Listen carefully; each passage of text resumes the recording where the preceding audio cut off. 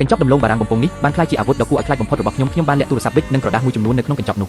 ដោយទាញយកផលប្រយោជន៍ពីការអសមត្ថភាពការធ្វេសប្រហែសរបស់ប៉ូលីសខ្ញុំបានលួចសរសេរឈ្មោះមន្ត្រីជាន់ខ្ពស់ម្នាក់ដោយស្ងាត់នៅវិនាទីបន្ទាប់មន្ត្រីរូបនោះបានស្លាប់ភ្លាមនៅនឹងកន្លែង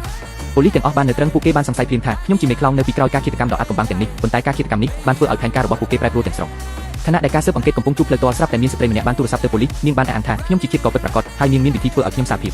តាមពិតទៅប្តីរបស់នាងក៏ជាប៉ូលីសដែរហើយគាត់ត្រូវបានគេសម្លាប់ខណៈពេលកំពុងស៊ើបអង្កេតលើរូបខ្ញុំដើម្បីសងសឹកឲ្យប្តីនាងបានចាប់ពង្រត់មិត្តស្រីរបស់ខ្ញុំ